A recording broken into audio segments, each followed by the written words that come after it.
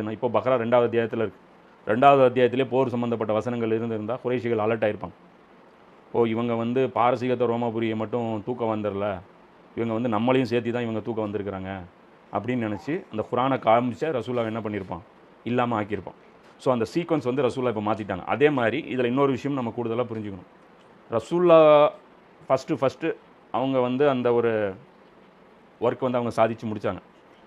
அல்லாஹ்வுடைய சொல்படி ஒரு நிர்வாகத்தை அமைச்சு ரசூல்லா வந்து காமிச்சாங்க. இந்த நிர்வாகத்தை அமைக்கிறதுக்கு எந்த வழியெல்லாம் நம்ம, அதாவது எந்த நெளிவு சுழிவுலாம் வருங்கிறத வச்சு தான் அல்லாஹ் வந்து குரான் வந்து கைட் பண்ணான். இப்போ எதிரிகள் எல்லாருக்கும் அந்த ரூட்டு தெரியும். இப்போ இந்த ரூட்டில் தானே நீங்கள் வருவீங்க அப்படின்னு சொல்லிட்டு ஆல்ரெடி நம்ம அதுக்கப்புறம் ரசூலாவுக்கு அப்புறம் யாராவது இந்த குரானை எடுத்து பிரச்சாரம் பண்ணால் எதிரிகள் முன்னாடியே ஜட்ஜ் பண்ணிடுவாங்க, அடுத்தது இவங்க இதை தான் பண்ணுவாங்கன்ட்டு. ஆனால் இதில் இன்னொரு விஷயம் கூடுதலாக புரிஞ்சுக்கணும். நபி ஸல்லல்லாஹு அலைஹி வஸல்லம் அவர்களுக்கு மட்டும்தான் அந்த சீக்வன்ஸு பயன் கொடுத்தது.